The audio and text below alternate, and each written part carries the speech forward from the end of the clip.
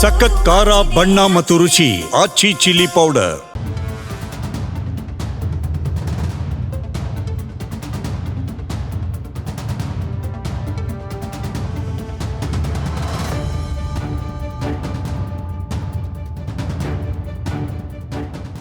ರಾಷ್ಟ್ರ ರಾಜಧಾನಿ ದಿಲ್ಲಿಯ ಐತಿಹಾಸಿಕ ಕೆಂಪುಕೋಟೆಯ ಬಳಿ ನಡೆದ ಬಾಂಬ್ ಸ್ಫೋಟ ದೇಶವನ್ನ ಆತಂಕಕ್ಕೆ ತಳ್ಳಿದೆ. ಸ್ಫೋಟಕ್ಕೆ ಸಂಬಂಧಿಸಿದಂತೆ ಬಹುತೇಕ ಕೊಂಡಿಗಳು ಇತ್ತೀಚೆಗಷ್ಟೇ ಹರಿಯಾಣದ ಫರೀದಾಬಾದ್ನಲ್ಲಿ ಪತ್ತೆಯಾದ ಉಗ್ರರ ಜಾಲದತ್ತ ಬೊಟ್ಟು ಮಾಡ್ತಾ ಇರೋದು ಪ್ರಾಥಮಿಕ ತನಿಖೆಯಿಂದ ತಿಳಿದು ಬಂದಿದೆ.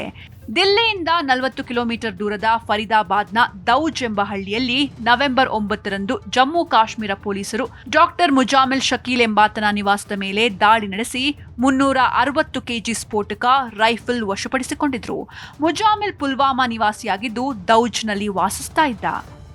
ಅದೇ ದೌಜ್ ಹಳ್ಳಿಯಿಂದ 10 ನಿಮಿಷ ಕ್ರಮಿಸಿದ್ರೆ ಸಿಗುವ ಫತೇಪುರ ಟಾಗಾ ಹಳ್ಳಿಯಲ್ಲಿ 2563 ಕೆಜಿಯಷ್ಟು ಅಗಾಧ ಪ್ರಮಾಣದ ಅಮೋನಿಯಂ ನೈಟ್ರೇಟ್ ಅನ್ನ ಮೌಲಾನಾ ಎಂಬಾತನ ನಿವಾಸದಿಂದ ಪೊಲೀಸರು ವಶಪಡಿಸಿಕೊಂಡಿದ್ರು. ಈಗ ದಿಲ್ಲಿ ಬ್ಲಾಸ್ಟ್ಗೂ ಸ್ಫೋಟಕ ಪತ್ತೆ ಪ್ರಕರಣಕ್ಕೂ ನಡುವೆ ಏನಿಲ್ಲವೆಂದ್ರೂ 4 ಕನೆಕ್ಷನ್ಗಳನ್ನ ಪೊಲೀಸರು ಕಂಡುಕೊಂಡಿದ್ದಾರೆ. ಆರಂಭದಲ್ಲಿ ಸ್ಫೋಟವು ಐಇಡಿಯಿಂದ ಸಂಭವಿಸಿದೆ ಅಂತ ತಿಳಿಯಲಾಗಿತ್ತು. ಆದರೆ ಅಮೋನಿಯಂ ನೈಟ್ರೇಟ್ ಎನ್ನುವ ಮಾಹಿತಿ ಲಭ್ಯವಾಗಿದೆ. ಸ್ಫೋಟಗೊಂಡ ಕಾರಿನ ವಿರುದ್ಧ ಫರೀದಾಬಾದ್ನಲ್ಲಿ ಟ್ರಾಫಿಕ್ ಉಲ್ಲಂಘಿಸಿದ ಕಾರಣಕ್ಕೆ ಚಲನ್ ಜಾರಿ ಮಾಡಲಾಗಿದೆ. ಫರೀದಾಬಾದ್ನಲ್ಲಿ ಸ್ಫೋಟಕ ಪತ್ತೆಯಾದ ಹಿನ್ನೆಲೆಯಲ್ಲಿ ಇತರೆಡೆ ಅಡಗಿಸಿಟ್ಟಿದ್ದ ಸ್ಫೋಟಕಗಳನ್ನು ರೇಡ್ ಭಯದಿಂದ ಬೇರೆಡೆಗೆ ಸ್ಥಳಾಂತರಿಸಲಾಗುತ್ತಿತ್ತೆ ಎನ್ನುವ ದೃಷ್ಟಿಕೋನದಲ್ಲಿಯೂ ತನಿಖೆ ನಡೆಸಲಾಗ್ತಾ ಇದೆ.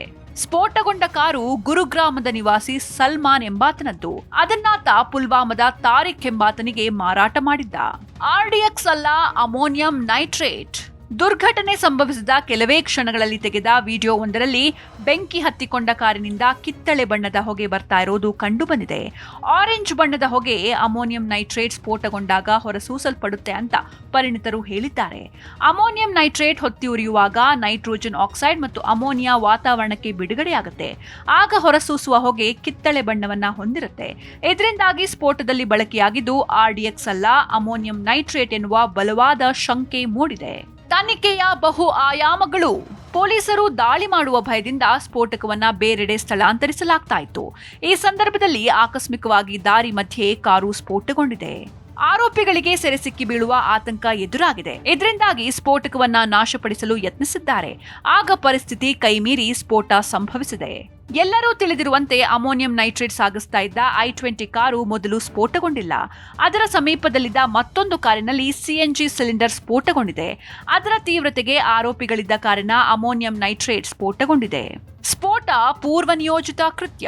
ಬೇಕೆಂದೇ ಜನದಟ್ಟಣೆ ಪ್ರದೇಶ ನೋಡಿ ಮೆಟ್ರೋ ಸ್ಟೇಷನ್ನ ಟ್ರಾಫಿಕ್ ಸಿಗ್ನಲ್ ಬಳಿ ಕಾರು ಸಾಗಿಸಿ ಸ್ಫೋಟಿಸಲಾಗಿದೆ. ಇವುಗಳ ಪೈಕಿ ಸದ್ಯ ಲಭ್ಯವಿರುವ ಮಾಹಿತಿ ಪ್ರಕಾರ 4ನೆಯ ಸಾಧ್ಯತೆ ಕಡಿಮೆ ಅಂತಲೇ ಹೇಳಲಾಗ್ತಾ ಇದೆ. ಅಂದ್ರೆ ದುಷ್ಕೃತ್ಯ ಎಸಗುವ ಉದ್ದೇಶದಿಂದ ಕೆಂಪುಕೋಟೆ ಸುತ್ತಮುತ್ತಲ ಪ್ರದೇಶವನ್ನ ಗುರಿಯಾಗಿಸಿ ಸಂಚು ರೂಪಿಸಿ ಸ್ಫೋಟ ನಡೆಸಿರೋ ಸಾಧ್ಯತೆ ಕಡಿಮೆ ಎನ್ನಲಾಗ್ತಾ ಇದೆ. ಸ್ಫೋಟದ ಸಮಯದಲ್ಲಿ ಕಾರು ನಿಧಾನಗತಿಯಲ್ಲಿ ಚಲಿಸ್ತಾ ಇರೋದು ತನಿಖಾಧಿಕಾರಿಗಳ ಗಮನಕ್ಕೆ ಬಂದಿದೆ. ಅಮೋನಿಯಂ ನೈಟ್ರೇಟ್ ಸಾಗಿಸ್ತಾ ಇದ್ದಿದ್ರಿಂದ ಮುನ್ನೆಚ್ಚರಿಕಾ ಕ್ರಮವಾಗಿ ಕಾರನ್ನ ಬೇಕೆಂದೇ ನಿಧಾನವಾಗಿ ಚಾಲನೆ ಮಾಡ್ತಿರುವ ಅಭಿಪ್ರಾಯವನ್ನ ತನಿಖಾಧಿಕಾರಿಗಳು ವ್ಯಕ್ತಪಡಿಸಿದ್ದಾರೆ. ಈ ಹಂತದಲ್ಲಿ ಯಾವುದೇ ಸಾಧ್ಯತೆಯನ್ನ ಅವರು ತಳ್ಳಿ ಹಾಕಿಲ್ಲ. ಸ್ಫೋಟ ಕುರಿತ ಖಚಿತ ಮಾಹಿತಿ ವಿಸ್ತೃತ ತನಿಖೆಯಿಂದ ಹೊರಬರಬೇಕಿದೆ. ಮಂದಿರದಲ್ಲಿ ಬಿದ್ದ ಅವಶೇಷ. ಸ್ಫೋಟ ಸಂಭವಿಸಿದ ಜಾಗದಿಂದ ಸುಮಾರು 50 ಮೀಟರ್ ದೂರದಲ್ಲಿರೋ ಜೈನ ಮಂದಿರಕ್ಕೂ ಹಾನಿ ಉಂಟಾಗಿದೆ. ಮಂದಿರದ ಕಿಟಕಿ ಗಾಜುಗಳು ಒಡೆದು ನೆಲಕ್ಕೆ ಬಿದ್ದಿವೆ. ಸ್ಫೋಟದ ತೀವ್ರತೆಗೆ ಕಾರಿನ ಬಿಡಿಭಾಗಗಳು ಮಂದಿರದೊಳಕ್ಕೆ ಹಾರಿ ಬಂದು ಬಿದ್ದಿವೆ.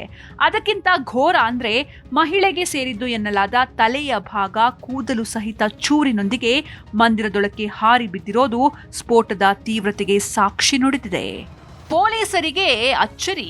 ಘಟನೆ ನಡೆದ ಕೆಲ ನಿಮಿಷಗಳ ಬಳಿಕ ಸ್ಥಳಕ್ಕೆ ಧಾವಿಸಿದ ಪೊಲೀಸರ ಕಣ್ಣಿಗೆ ಗೋಚರಿಸಿದ ಮೊದಲ ಸಂಗತಿ ಅಂದ್ರೆ ಸುತ್ತಮುತ್ತಲ ವಾಹನಗಳ ಮೇಲಾಗ್ಲಿ, ಗಾಯಾಳುಗಳ ದೇಹದ ಮೇಲಾಗ್ಲಿ ಕಬ್ಬಿಣದ ಚೂರುಗಳು, ಮೊಳೆ ಮತ್ತಿತರ ಚೂಪಾದ ಚೂರುಗಳಿಂದ ಹಾನಿ ಸಂಭವಿಸಿಲ್ಲ. ಇದು ಪೊಲೀಸರಿಗೆ ಅಚ್ಚರಿ ಮೂಡಿಸಿದೆ. ಯಾಕಂದ್ರೆ ಬಾಂಬ್ಗಳನ್ನ ತಯಾರು ಮಾಡುವ ಸಮಯದಲ್ಲಿ ಹೆಚ್ಚಿನ ಹಾನಿ ಉಂಟು ಮಾಡುವ ದುರುದ್ದೇಶದಿಂದ ದುಷ್ಕರ್ಮಿಗಳು ಮೊಳೆಗಳು ಸೇರಿದಂತೆ ಚೂಪಾದ ವಸ್ತುಗಳನ್ನ ಬಳಸ್ತಾರೆ.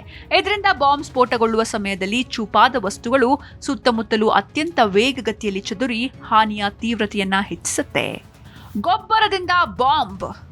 ಅಮೋನಿಯಂ ನೈಟ್ರೇಟ್ ಬಿಳಿ ಹರಳಿನಂಥ ಕಣಗಳ ರಾಸಾಯನಿಕ. ನೈಟ್ರೋಜನ್ ಹೆಚ್ಚಿನ ಪ್ರಮಾಣದಲ್ಲಿ ಹೊಂದಿರೋ ಈ ರಾಸಾಯನಿಕವನ್ನ ಕೃಷಿಯಲ್ಲಿ ಗೊಬ್ಬರವಾಗಿ ಬಳಸಲಾಗುತ್ತೆ. ಇದು ಸ್ಫೋಟಕ ಗುಣವನ್ನ ಹೊಂದಿರೋದಿಲ್ಲ. ಅದಕ್ಕೆ ಪೆಟ್ರೋಲಿಯಂ ಆಧಾರಿತ ಫ್ಯೂಯಲ್ ಆಯಿಲ್ ಅನ್ನ ಸೇರಿಸಿದಾಗ ಸ್ಫೋಟಕ ಗುಣ ಪ್ರಾಪ್ತವಾಗುತ್ತೆ. ಇದನ್ನ ANFO ಎನ್ನಲಾಗುತ್ತೆ. ಇವನ್ನು ಕೈಗಾರಿಕಾ ಕ್ಷೇತ್ರದಲ್ಲಿ ಸ್ಫೋಟಕಗಳಾಗಿ ಬಳಸಲಾಗುತ್ತೆ. ಸುಲಭ ಲಭ್ಯತೆ, ಕಡಿಮೆ ದರ, ಸುಲಭ ನಿರ್ವಹಣೆಯಿಂದಾಗಿ ಉಗ್ರರು ಇದರ ಮೊರೆ ಹೋಗ್ತಿದ್ದಾರೆ. White collar terror. White collar crime ಎನ್ನುವ ಪದ ಸುದೀರ್ಘ ಸಮಯದಿಂದ ಅಪರಾಧ ಜಗತ್ತಿನಲ್ಲಿ ಚಾಲ್ತಿಯಲ್ಲಿದೆ. ಆದರೆ ವೈಟ್ ಕಾಲರ್ ಟೆರರ್ ಎನ್ನುವುದು ಇತ್ತೀಚೆಗೆ ಬಳಕೆಯಲ್ಲಿರೋ ಪದಗುಚ್ಛ. ಅದರಲ್ಲಿಯೂ ಮುಖ್ಯವಾಗಿ ಭಾರತದ ಭದ್ರತೆಗೆ ವೈಟ್ ಕಾಲರ್ ಟೆರರಿಸಂ ಸವಾಲಾಗಿ ಪರಿಣಮಿಸಿದೆ. ಉತ್ತಮ ವಿದ್ಯಾರ್ಹತೆ ಹೊಂದಿದ ವೃತ್ತಿಪರರ ಬ್ರೈನ್ ವಾಶ್ ಮಾಡಿ ತೀವ್ರವಾದಿಗಳನ್ನಾಗಿ ರೂಪುಗೊಳಿಸುವ ಉಗ್ರರ ದೊಡ್ಡ ಜಾಲವಿದು. ವೈದ್ಯರು, ಎಂಜಿನಿಯರ್ಗಳು, ಅಕೌಂಟೆಂಟ್ಗಳು ಉಗ್ರರ ದಾಳಕ್ಕೆ ಬಲಿಯಾಗ್ತಿರೋದು ನಿಜಕ್ಕೂ ಆತಂಕಕಾರಿ. ಉದ್ಯೋಗಸ್ಥರೇ ಯಾಕೆ? ಗೌರವಾನ್ವಿತ ಹುದ್ದೆಯಲ್ಲಿರೋರನ್ನ ಗಡಿಯಾಚೆಯಿಂದ ಕಾರ್ಯಾಚರಣೆ ನಡೆಸ್ತಾ ಇರೋ ಉಗ್ರರ ಜಾಲ ಡಿಜಿಟಲ್ ವೇದಿಕೆಗಳ ಮೂಲಕ ಪರಿಚಯ ಮಾಡಿಕೊಳ್ಳುತ್ತೆ. ಬಳಿಕ ಅವರನ್ನ ತಮ್ಮ ಸೂತ್ರದ ಗೊಂಬೆಯಾಗಿಸುತ್ತಿರೋದನ್ನ ರಾಷ್ಟ್ರೀಯ ಭದ್ರತಾ ಸಂಸ್ಥೆಗಳು ಬಯಲಿಗೆಳೆದಿವೆ. ಸಮಾಜದಲ್ಲಿ ಗೌರವ ಪಡೆದುಕೊಂಡು ಬದುಕ್ತಾ ಇರೋ ವಿದ್ಯಾವಂತರನ್ನ ಉಗ್ರ ಕೃತ್ಯಗಳಿಗೆ ಬಳಸಿಕೊಳ್ತಾ ಇರೋದ್ರಿಂದ ಅನುಮಾನ ಬಾರದಂತೆ ಕುಕೃತ್ಯಗಳನ್ನ ನಡೆಸಬಹುದು ಎನ್ನುವುದು ಅವರ ನಿಯೋಜನೆ ಹಿಂದಿನ ಉದ್ದೇಶ. ಹಣ ವರ್ಗಾವಣೆ. ಒಳ್ಳೆಯ ಉದ್ಯೋಗದಲ್ಲಿ ಇರೋರನ್ನ ಉಗ್ರರ ಜಾಲಕ್ಕೆ ಸೆಳೆದ ಬಳಿಕ ಅವರ ಸುತ್ತಮುತ್ತಲಿನ ಶೈಕ್ಷಣಿಕ ಮತ್ತು ಔದ್ಯೋಗಿಕ ವಲಯದಲ್ಲಿನ ಪರಿಚಯಸ್ಥರನ್ನ ಬಳಸಿಕೊಂಡು ವಿದೇಶಗಳಿಂದ ಹಣ ವರ್ಗಾವಣೆ ಮಾಡಿಸಿಕೊಳ್ಳಲಾಗುತ್ತೆ. ಸಾಮಾನ್ಯವಾಗಿ ಸಾಮಾಜಿಕ ಕಾರ್ಯಗಳ ಹೆಸರಿನಲ್ಲಿ ದೇಣಿಗೆ ರೂಪದಲ್ಲಿ ಹಣ ವರ್ಗಾವಣೆ ಮಾಡಿಸಿಕೊಳ್ಳಲಾಗುತ್ತೆ. ಬಳಿಕ ಆ ಹಣವನ್ನ ಉಗ್ರ ಕೃತ್ಯಗಳಿಗೆ ಬಳಸಿಕೊಳ್ಳಲಾಗುತ್ತೆ. ಈ ರೀತಿಯಾಗಿ ಉಗ್ರರಿಗೆ ಸಂದಾಯವಾಗುವ ಹಣದ ಮೂಲವನ್ನ ಕಂಡುಹಿಡಿಯೋದು ಭದ್ರತಾ ಸಂಸ್ಥೆಗಳಿಗೆ ದೊಡ್ಡ ಸವಾಲು. ಕಾರ್ಯಾಚರಣೆ ಹೇಗೆ? ವೈಟ್ ಕಾಲರ್ ಕ್ರೈಮ್ನಲ್ಲಿ ಅಪರಾಧಿಗಳು ಹಣಕ್ಕಾಗಿ ಅಪರಾಧ ಕೃತ್ಯಗಳಲ್ಲಿ ಭಾಗಿಯಾಗ್ತಾರೆ. ಆದರೆ ವೈಟ್ ಕಾಲರ್ ಟೆರರಿಸಂನಲ್ಲಿ ಅಪರಾಧಿಗಳು ಹಿಂಸಾಚಾರ, ಅಸ್ಥಿರತೆ, ಆತಂಕ ಸೃಷ್ಟಿಯ ಉದ್ದೇಶದಿಂದ ದುಷ್ಕೃತ್ಯಗಳಲ್ಲಿ ಭಾಗಿಯಾಗ್ತಾರೆ. ಅವರು ಹಣಕ್ಕೆ ಬದಲಾಗಿ ತತ್ವ ಸಿದ್ಧಾಂತಗಳಿಂದ ಪ್ರೇರಣೆಗೆ ಒಳಗಾಗಿರ್ತಾರೆ. ಗಡಿಯಾಚೆಗಿನ ನಂಟು. ವೈಟ್ ಕಾಲರ್ ಟೆರರಿಸಂ ಪ್ರಕರಣಗಳಲ್ಲಿ ಅಪರಾಧಿಗಳು ಗಡಿಯಾಚೆಗಿನ ವಿದ್ರೋಹಿ ಶಕ್ತಿಗಳೊಂದಿಗೆ ಶಾಮೀಲಾಗಿರೋದು ಕಂಡುಬಂದಿದೆ. ದೇಶದ ಹೊರಗಡೆ ಸುರಕ್ಷಿತ ನೆಲೆಯಲ್ಲಿ ಕುಳಿತ ಮಾಸ್ಟರ್ ಮೈಂಡ್ಗಳು ಭಾರತದಲ್ಲಿ ವ್ಯವಸ್ಥಿತವಾಗಿ ಸಂಚು ರೂಪಿಸೋದು ನಡೆದೇ ಇದೆ. ಮಾಸ್ಟರ್ ಮೈಂಡ್ಗಳ ಸೂತ್ರದ ಗೊಂಬೆಯಂತೆ ಆಡೋರು ಹೇಗೋ ಭದ್ರತಾ ಸಂಸ್ಥೆಗಳ ಕುಣಿಕೆಗೆ ಸಿಕ್ಕಿ ಬೀಳ್ತಾರೆ. ಆದರೆ ದೇಶದ ಹೊರಗಿರೋ ಮಾಸ್ಟರ್ ಮೈಂಡ್ಗಳು ಕಾನೂನಿನ ಕುಣಿಕೆಗೆ ಬೀಳೋದಿಲ್ಲ.